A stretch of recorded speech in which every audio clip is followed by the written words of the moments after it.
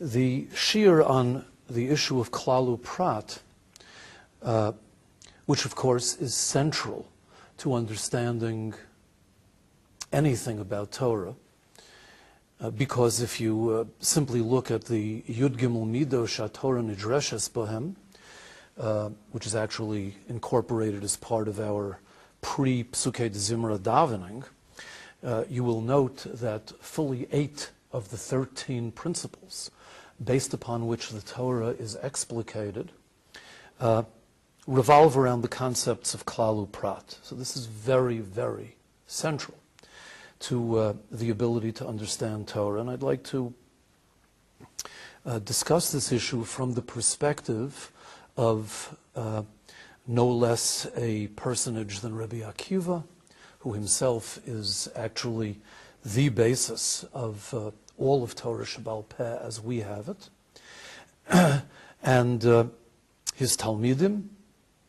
which of course will lead us into an understanding of Lag BaOmer, which is coming up very, very shortly. The shiur is based on 2 principles. Principle number 1, observing avelut, observing mourning during this period of time between Pesach and Shavuos, as we are accustomed to doing, is incongruous. In fact, we would expect much the opposite. As we build in joy, as we build in simcha from Pesach to Shavuos, we would expect a period of time that is characterized by simcha. We certainly do not expect a period of time characterized by mourning. And yet, this period of time is in fact in our practice characterized by practices of mourning. Why should that be the case? Unless the only real way to understand this on a conceptual basis is unless avelut, the concept of mourning, the concept of death, to which avelut is the reaction, is somehow intrinsic to the period we would, to this period of time, because otherwise, if it were not, if death and mourning were not somehow philosophically, conceptually intrinsic to this time, we would of course defer the observance of the avelut until the day in the Jewish calendar that is designated for the observance of all avelut. We would defer it to Tisha B'Av. Anybody who's read the kinos of Tisha B'Av knows that Tisha B'Av commemorates not only the destruction, the Churban Bayis Rishon, the Churban Bayis Sheni, but it commemorates all of the most significant tragedies in the history of the Jewish people, culminating in the Holocaust itself, which is commemorated by kinos on Tisha B'Av. So, point number 1 in a sentence is the observance of Avelos is incongruous. It's actually worse than incongruous.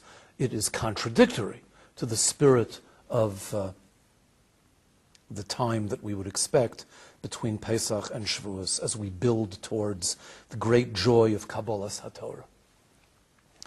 Principle number 1. Principle number 2, upon which this discussion is based, is that the fact that Lag BaOmer coincides with the Hilula of Reb Shimon Bar Yochai, the Hilula, the observance of his Yortzeit.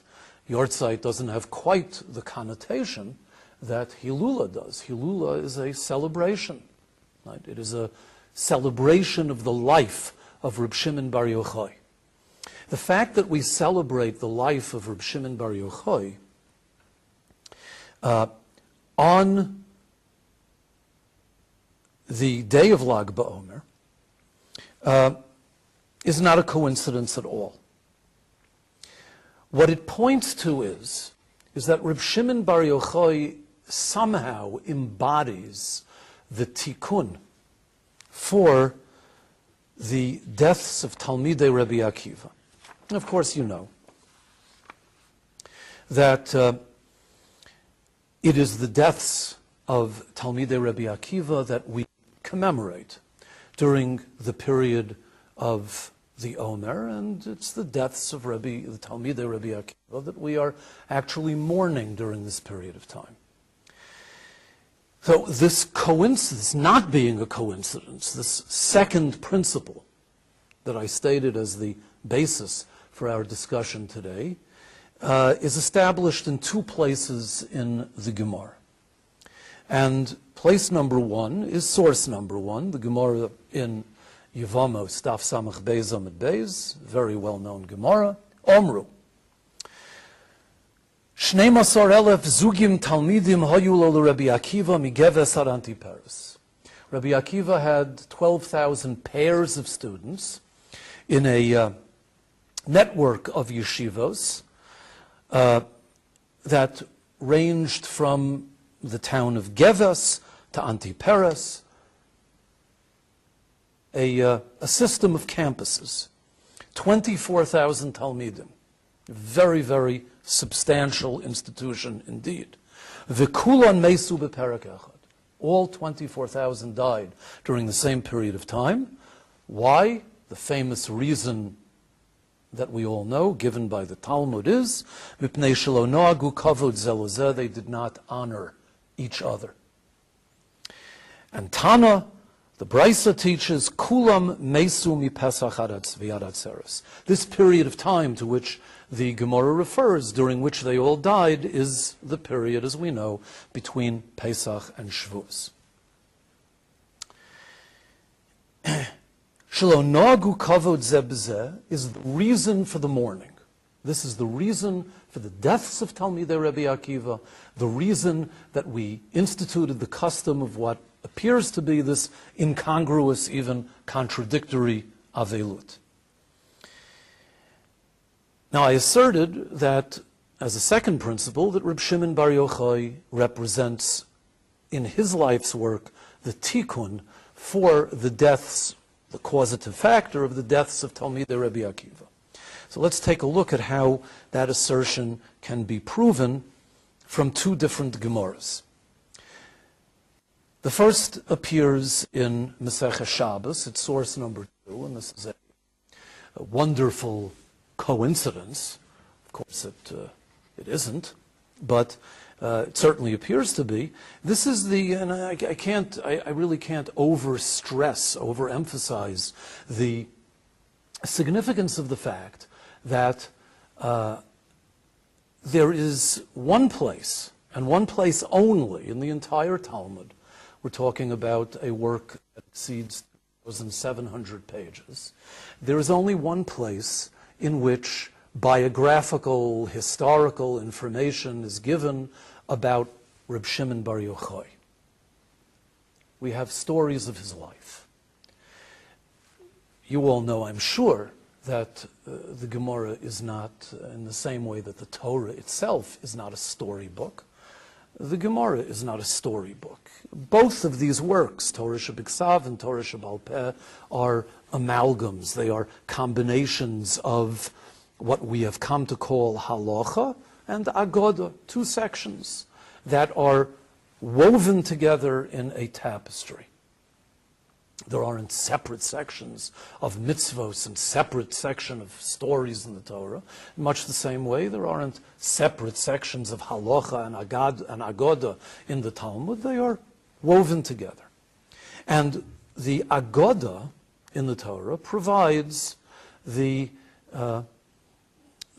insight into the meta nature of the halacha that it surrounds.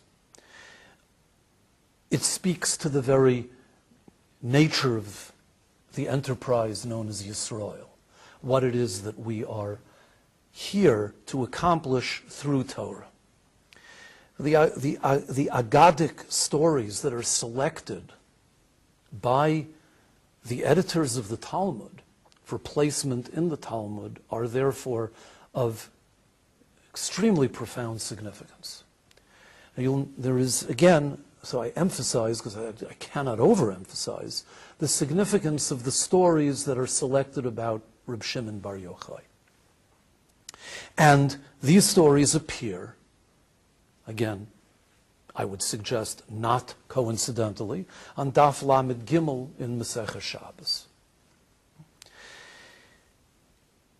The background of this piece in the Talmud is well known. Reb Shimon Bar Yochai, suspected of the Roman government, he became of insurrection, being a revolutionary, of inciting revolution, and Reb Shimon Bar Yochai, he became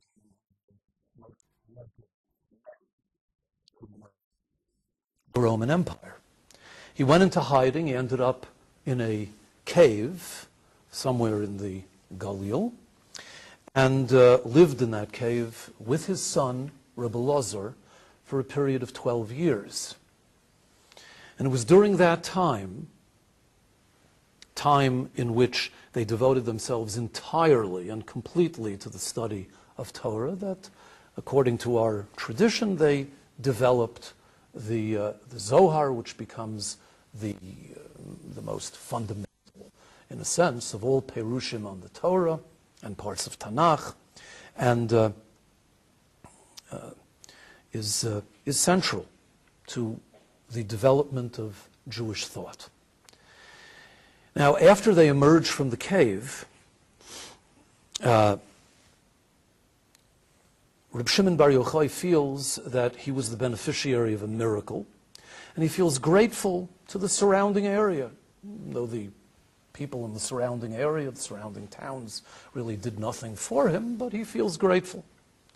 And he says that Omar, now we're in source number 2, Hoel v'yisrachish nisa ezel iskan milsa. Because a miracle occurred for me, I feel that it's appropriate to do something helpful, do something nice for the town in which this the cave was on the outskirts of this town. He wanted to do something nice. And he took as his precedent Yaakov Avinu, as we'll see shortly. And Omar, he said to the townspeople, Ika milsa de boy litkune, is there anything that I can help you with?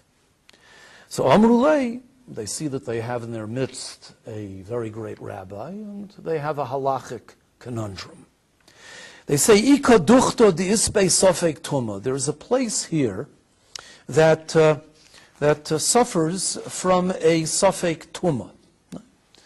The main thoroughfare of the town, apparently they had a doubt as to whether or not there were corpses buried underneath the road, and therefore, as a result of that, Islu tzara l'kohanim la'kufe. The Kohanim are inconvenienced. They always have to be taking detours, and maybe you could figure out a halachic way of permitting them to use this thoroughfare. So Omar, Ika inish diyoda di'eschazek hocha tahara. So Reb Shimon Bar Yochai asked, is there anyone in the town who can remember, who can testify that there was a time that this thoroughfare was considered to be corpse-free? It was considered to be a place that was tahor. He wanted to be sure that the road was not an established cemetery at one time, in which case it would have been forbidden to exhume the graves that might be there. So therefore, he wanted testimony that at one time this place was regarded as tahor, was known to be corpse-free, and therefore it had never been an established cemetery, that the only corpse that could have been buried there is one that was buried by happenstance. So Omar Leahu Saba, there was an old man who testified and said, I remember that Kan Kitzeitz ben Zakkai Turmasei Truma, Rabbi Yochanan ben Zakkai, who himself was a Kohen, took lupins of truma that were truma, and he cut them right on this spot. As a result of that, obviously, the place had a chezkas tahara, it had a presumption of being tahor at one time. So what did Rabbi Shimon Bar Yochai do? Ovad iyu nami hochi, he did the very same thing. He also cut. Now, this is a machlokas, really, Rashi and Tosfos.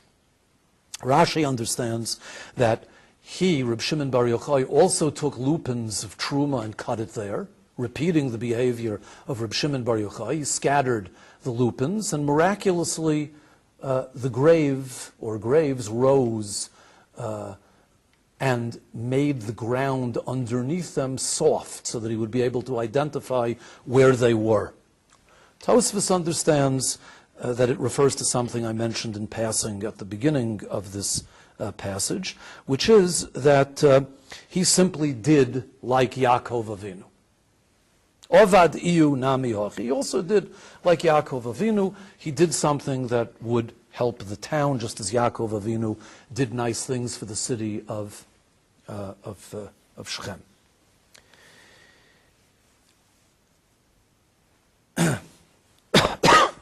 What happened was, kol heicha dahava koshi tare, wherever the ground was firm, was kasheh, he designated it as tahor. The kol heicha dahava rafi tzaynei, and wherever the ground was soft, he made a sign around it. He painted the area so that people would know that there were graves there. So Amar Ahu Saba, now that Reb Shimon Bar Yochai had done this and had pronounced the areas around the graves tahor, so Amar Ahu Saba Tier ben Yochai beis hakvoros. So the very same old man who had offered the testimony that had allowed Reb Shimon Bar Yochai to respond in the way that he did, started making an announcement, right? Put up the shkevilim, right? Put up the signs around town that Reb Shimon Bar Yochai has pronounced a cemetery to be tahor, which of course every school child knows is not true. So Amar Lo, Reb Shimon Bar Yochai calls him in and says, look, ilmolei hayisa imanu, va'afilu hayisa imanu v'lo nimnes imanu. Look, let's understand what happened here. You were with us. You provided the testimony that was the basis for my halachic decision, and you agreed with us in making this decision. But, excuse me,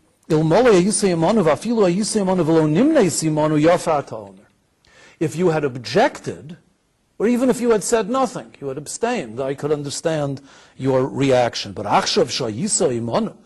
now that you were with us, and you voted with us, Yomru, people will say, and here's the key line of this entire story. People will say, Zonos mefarchesos zu ezu. Prostitutes help each other to beautify themselves, to braid their hair, to make themselves look attractive. So Talmidei Chachamim lo kol shekain.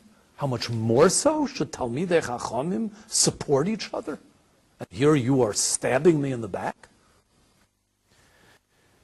Again, I emphasize, we have a select number of stories about Reb Shimon Bar Yochai.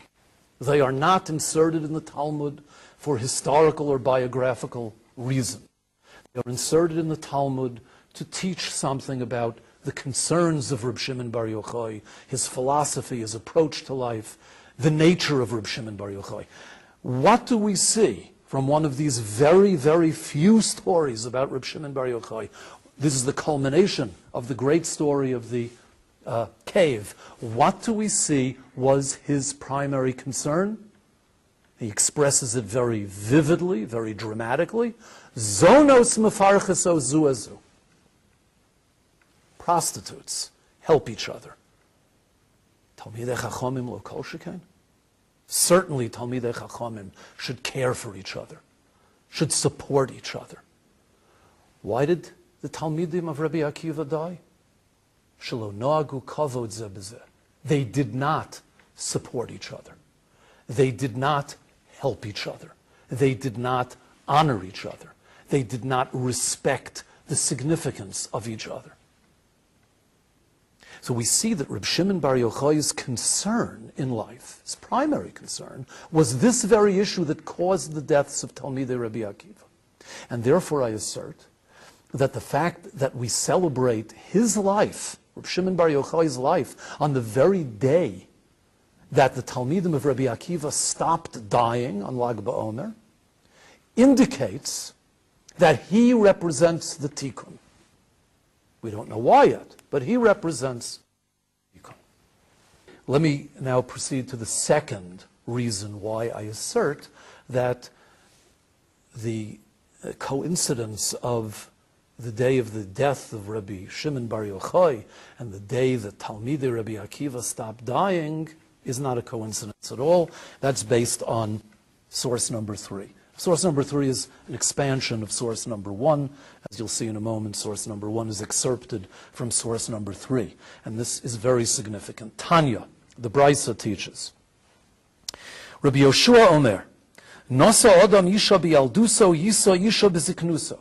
If a man marries a woman in his youth, he should marry again when he grows old. Hoyulo bonim bialduso.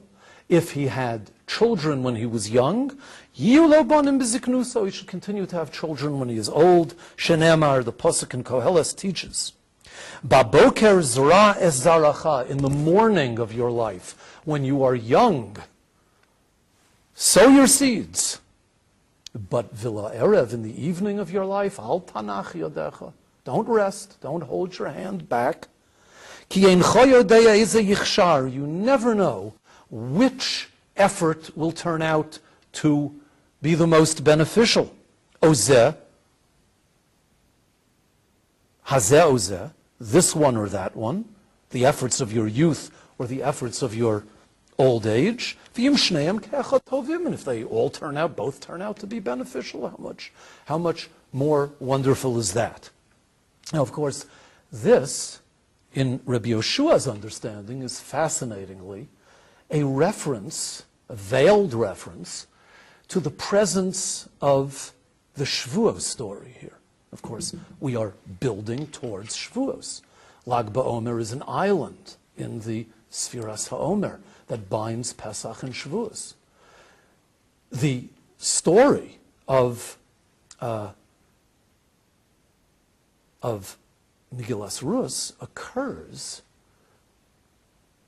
largely during the period of time between Pesach and Shavuos, between the barley harvest and the wheat harvest.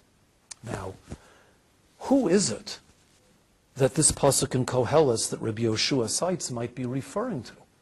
A man who married in his youth, but married again in his old age, who had children in his youth, but had children again in his old age?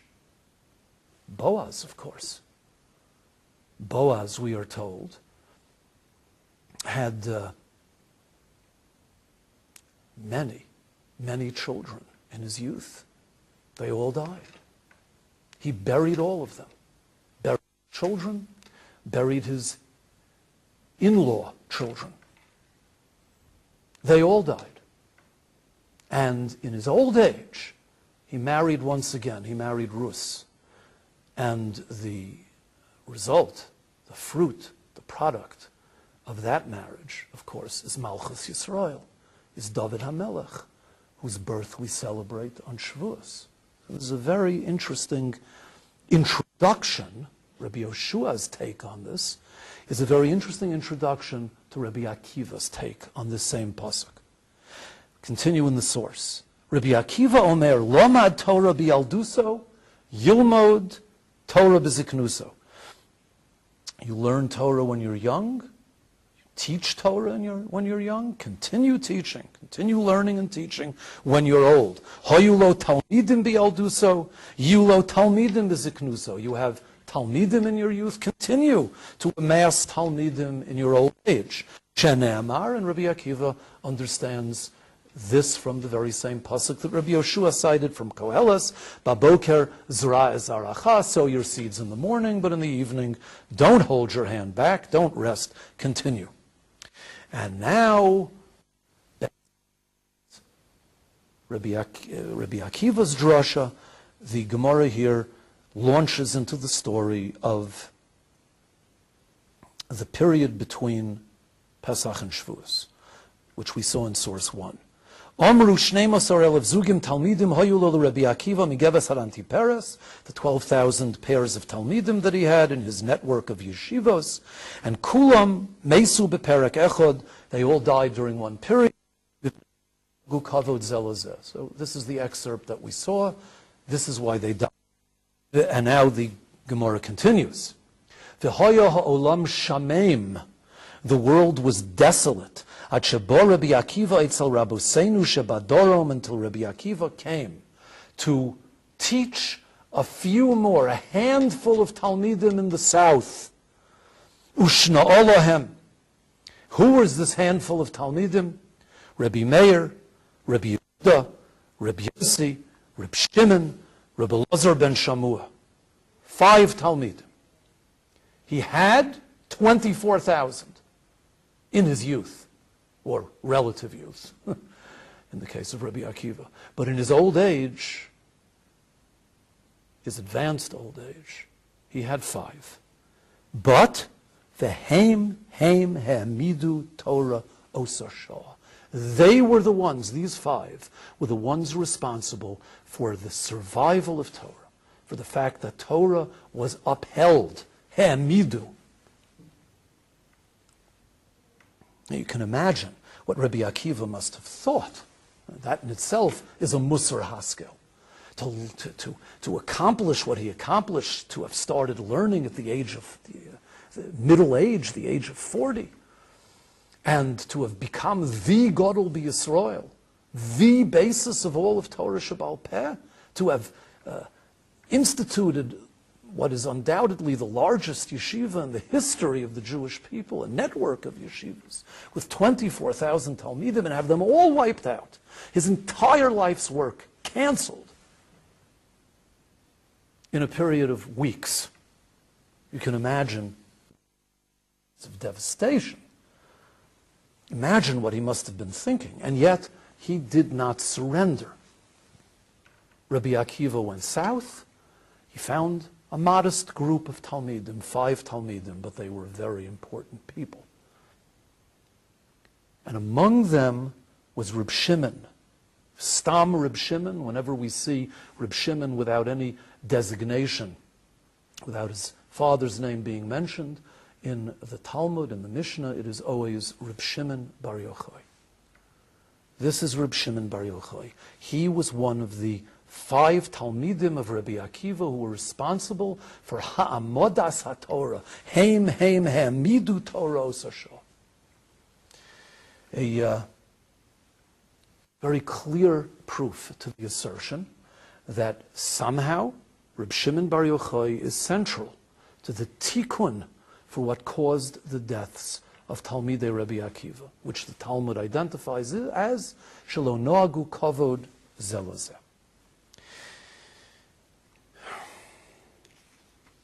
We're therefore discussing something here that is deeply related to a time of Misa.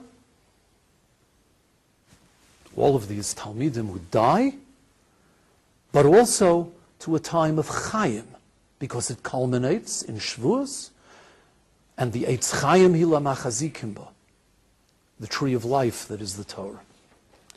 This contrast between a time of death and a time of Torah is a reflection of the essential problem of gaining das, knowledge, das at all. Pesach is the beginning of das. Fundamentally, and this is without the need to pursue this idea deeply at this particular time. We certainly don't have the time to do so. But on the simplest of levels, Pesach is the beginning of das, because after all, what is das? Das, in its most fundamental sense, is identity, awareness. consciousness, self-awareness, self-consciousness. You achieve da'as when you begin to become self-aware, when you begin to develop an independent identity, when you become a ben da'as or a bas da'as, halachically, at the ages of 12 or 13. It's at that time that you begin biologically and emotionally and psychologically to become much, much more aware of the people around you, much more conscious. And as a result of that awareness and consciousness, you begin to develop a much more clear identity of self. That's what Das is. Pesach is the beginning of that. It's the beginning of the Jewish people. It's, in a very real sense, the bar or bas mitzvah of the Jewish people.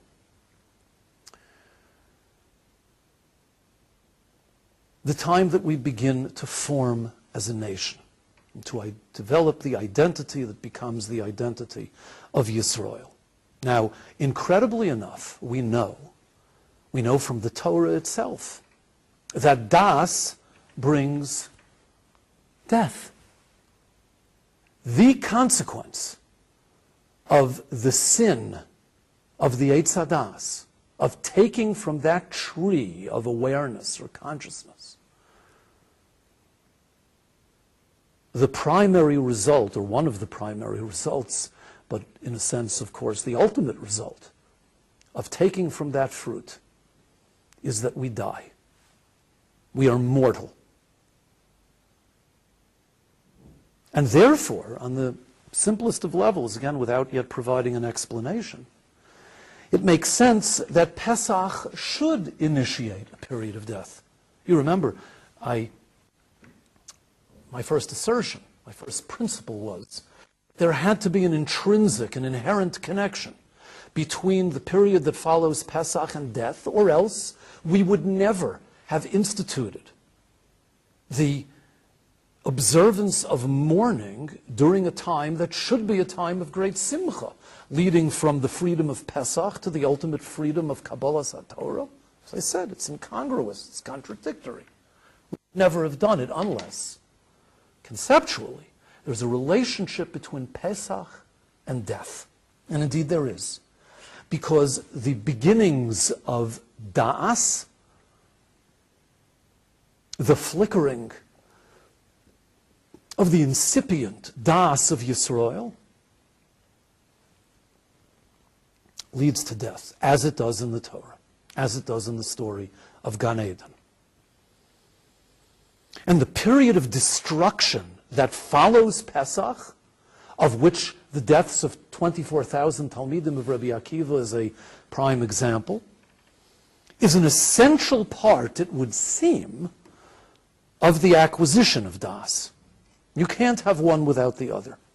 And, of course, just to continue this theme, the very next thing that Adam HaRishon would have done after gaining Das, had he been allowed to, but God stands in his way, so to speak, prevents him from doing so, Adam would have eaten of the Eitz HaChaim. The Eitz HaChaim, as we all know, as I alluded to earlier, is Torah. Eitz Chaim hila machazikim ba. And therefore, the path from gaining Das to the Eitz HaChaim, that path is one that is assumed in creation, because it is part of the fabric of the 7 days of creation. It's assumed in the Bria. It is essential to the Bria, and it is accepted in the Bria. The distance that is traveled between Pesach and Shavuos is precisely the distance between the Eitz HaDas and the Eitz HaChaim. There is a proportionality here. Pesach is to Shavuos as Eitz HaDas is to Eitz HaChaim. And along the way, from one tree to the other, there are many pitfalls and chances for death. Yet at the end of this road lies Kabbalas HaTorah, which is, of course, the ultimate tikkun for Misa. It is, again, the Eitz HaChaim. We should have been, as you recall from a chazal that we saw in relationship to our Esther Purim Tznius discussion, we should have been immortal as a result of receiving the Torah. We lost that immortality because of the sin of the Egel Hazov. We lost those protective, magical adoyim. But we should have been immortal.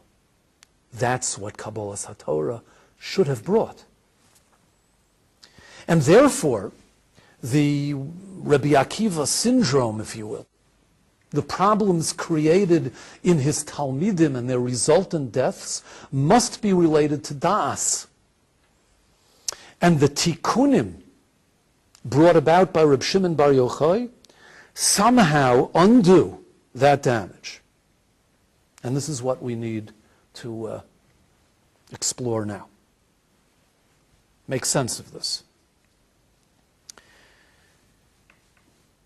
Das, once again, awareness or consciousness, identity. It requires the ability to define things. It's fundamental to Das for, I think, self-evident reasons. You have to be able to make clear distinctions. Das can never exist in a vacuum. Now, I hope this is clear.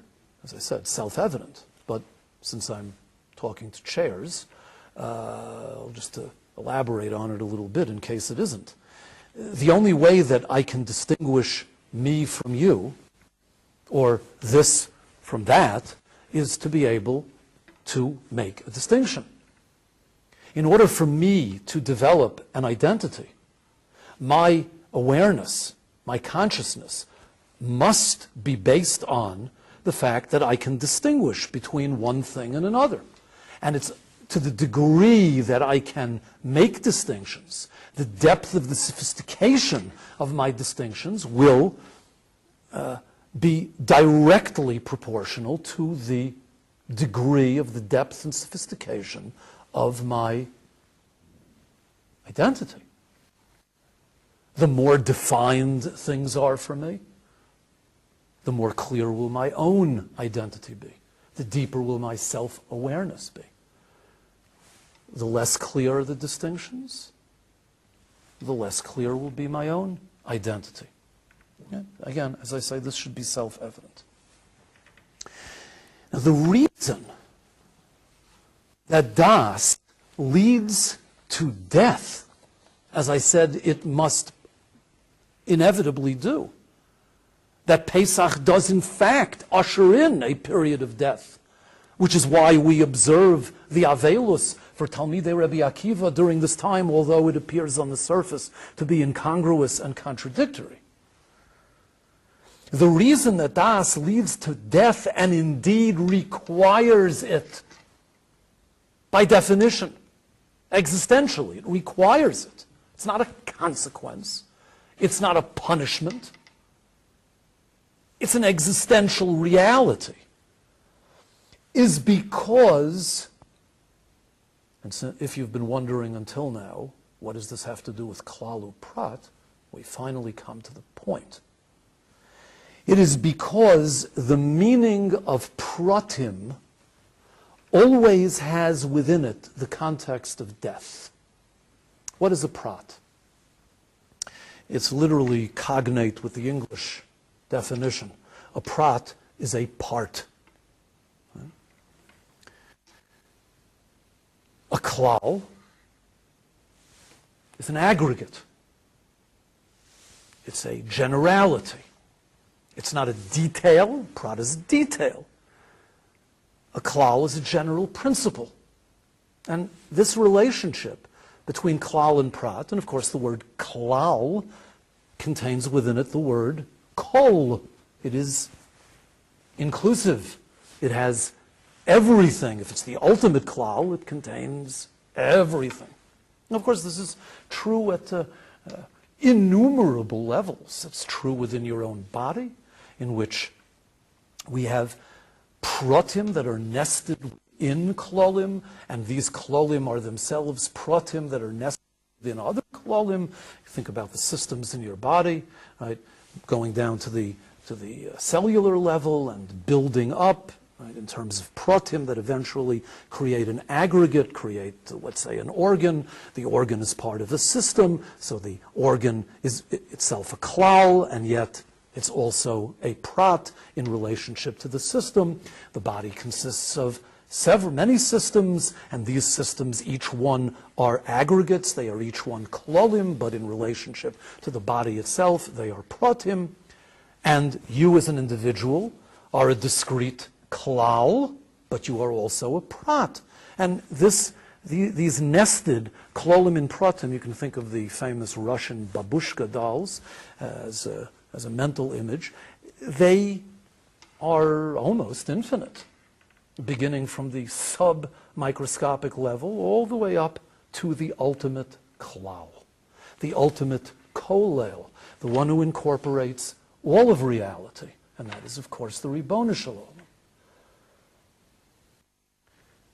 So basically, everything from the most fundamental, the moment we move past the most fundamental particle, whatever that may be, everything is both a klal and a prat in relationship to something else.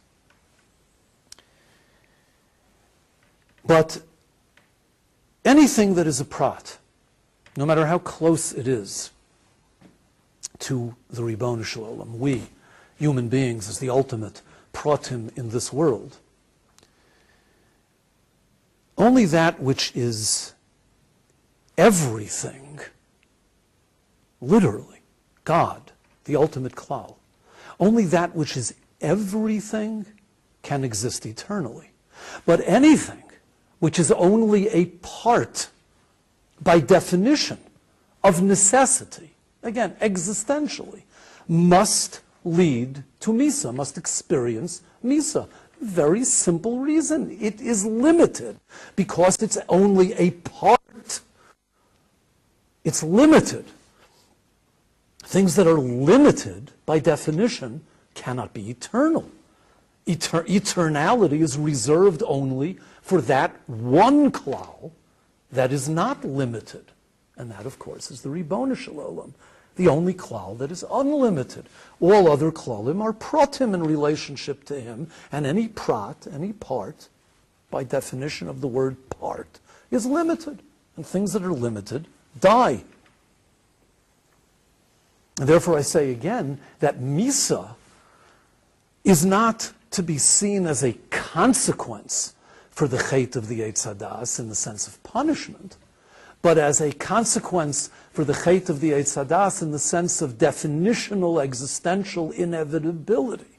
It must lead to Misa. The moment you assert yourself as a prat, you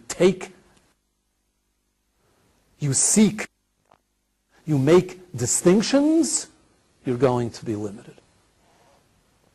Now, fascinatingly, this is precisely the power of Rabbi Akiva in Torah. What was his power? What was the particular, special, unique power of Rabbi Akiva? So take a look at the source number 4. The Talmud in Menachos tells us as follows. Amar Rav Yehuda Amar Rav, B'shah shel Moshe Amorom, when Moshe went up to heaven to receive the Torah, so Matzol HaKadosh Baruch Hu sheyoshev v'kosher ksarim osios. He found very busy, or if we may say so, you can imagine to paint, hunched over the Torah, tying ksarim osios, crowns onto the letters of the Torah. So Moshe stood there respectfully for a few minutes and waited. God seemed to notice him, as it were. So Moshe Rabbeinu says, he clears his throat, gain God's attention. He says, Omar Lufanov, obviously I'm just dramatizing the story. He says, Ribon Olam, Mima Keval Yodcha. Is something, it's time to give the Torah. I mean, is something holding you back? So Omar Lo, God says, yes. Odam echod yesha osid lios besof kama dor. There's a person going to be born after several generations. Va'akiva ben Yosef Shemo. Name is Rabbi Akiva. Akiva ben Yosef. What is he going to do? She'osid lidrosh al kol kotes v'kotes tilin shel halachos. He is going to extract, to be doresh, from every kutzo shel yud, from every jot and tittle of the Torah, from every little mark. He is going to extract tilin shel halachos, heaps and piles of halacha. Now, halacha is the detail of the Torah. We all know that from our own personal experience, from our lives. Right? Halacha is extraordinarily detailed. Extraordinarily detailed. It governs practically everything that you do. So, Moshe Rabbeinu says, well,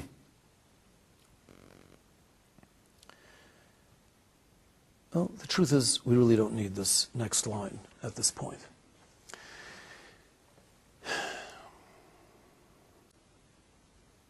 What was Rabbi Akiva's power in Torah according to the Talmud? He was the great detail man. The man who could extract from a kutzo shel yud, tilin, piles, heaps and piles of halacha, details, pratim, details, pratim. Now, the result of a massive amount of pratim is specialization. We live in an era in which there are so many pratim, so many bits of knowledge available to us.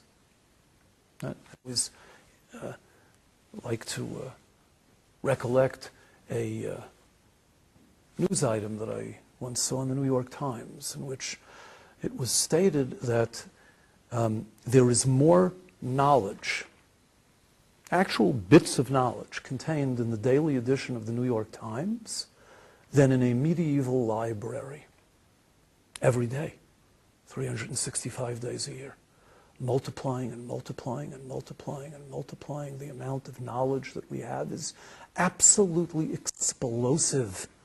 As a society, we have experienced what is literally referred to as the explosion of knowledge over the last 3 centuries. Explosion.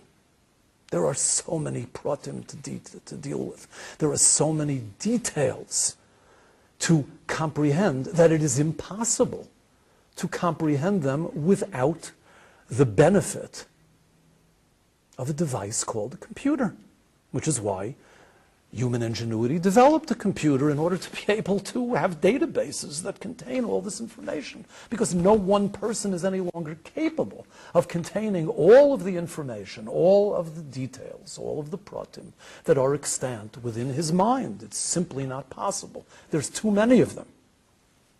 And when you have a mass of details, what results is specialization.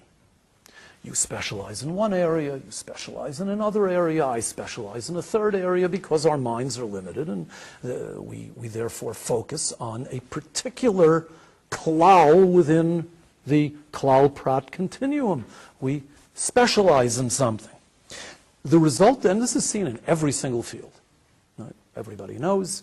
You guys are too young to remember, but certainly you think about medicine. When I was growing up, there was a family doctor, period. There were very few specialists, and you only saw a specialist when you became very ill. Today, there's a specialist for every organ of the body. And I have no doubt that in the future, there will be not only hand specialists. You go to an orthopedic office, there are hand specialists, there are ankle specialists, elbow specialists. I have no doubt that at some point in your own lifetimes, there'll be specialists for each finger. because the more the knowledge increases, the more the pratim increase, the greater the need for specialization, the more urgent the need for specialization. When you specialize, what happens? You become mitzumtzam. You become more narrow, more limited. And the more limited and narrow you become, the more separate you become, because the bridges that create commonality between us begin to break down. I'm less broad, and as a result of that, I don't understand your world, you don't understand my world. I have my area of specialization, you have your area of specialization. This is the result of the explosion of pratim. And because I don't understand you and you don't understand me, we have very little common ground. And as a result of not having common ground, we grow apart. The result of this is that your world becomes your world and my world becomes my world. There's no relationship between the two. Very few, if any, points of contact. It creates separation, disassociation, island universes in which you live on your island and I live on mine. And as a result of that, your island, your universe, your world becomes less shuv to me because I don't relate to it. I don't understand it. And my world becomes less choshuv to you for the very same reasons. And as a result, you end up not caring about my world, and I end up not caring about your world. And this leads directly to the problem of Rabbi Akiva's Talmidim. Kavod. Kavod, from the word kaved, weightiness. Heavy, man. It's heavy. Chashivas. The lack of kavod results from specialization. Rabbi Akiva, the Rabbi, was the master of details, the master of that which would lead to specialization, the one who would extract heaps and piles of halacha, of detail from every kutzo shel yud in the Torah. And this is the way he transmitted it to his Talmidim, and therefore the result was island universes in which the Talmidim remained forever separate. And the separation led to the lo nohagu kavod.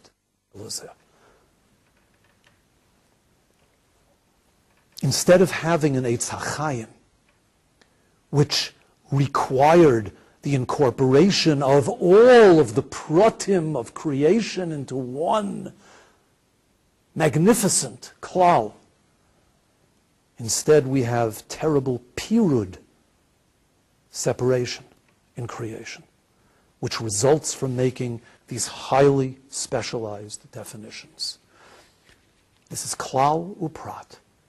Everything began from one giant klal.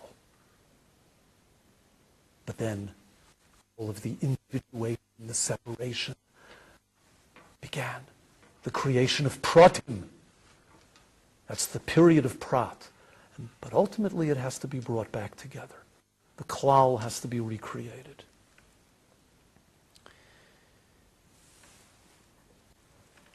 This is why the Talmud tells us, in source number 5, the Pirkei Avos, Hu haya omer, Hillel used to say, Udi ishtamesh bisaga cholav. Incredible. The one who utilizes the tagim. Tag is a crown. The tagim are the term we use to describe the crowns that are affixed to the letters of the Torah. The one who utilizes the tagim, Rabbi Akiva, from which he extracted heaps and piles of halacha, of detail, cholav, he passes away. All of those who followed Rabbi Akiva's approach passed away, literally. The 24,000 Talmidim.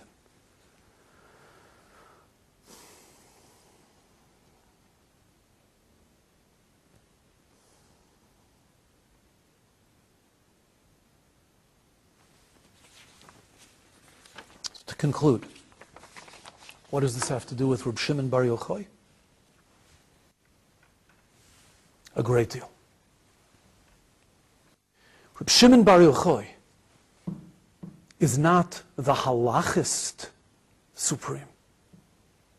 That's Rabbi Akiva. He's not the ultimate Baal Halacha. He's the ultimate Baal Agoda. Agoda, which comes from the word ogad, to bind together. To bind together. He's the author of the Zohar, the ultimate book of Agoda, the ultimate book of integration, the ultimate book of creating a klal out of all of the pratim, of expressing general principles, which is precisely what any klal always does. Think about science. A klal is a simple statement. E equals mc squared. A handful of symbols binds together literally millions of discoveries, millions of pratim that were revealed over centuries by scientific observation and defied understanding until someone came along and expressed a klal that could bind them all together. This was Reb Shimon Bar Yochai's koach, in sharp distinction, in sharp contrast to Rabbi Akiva.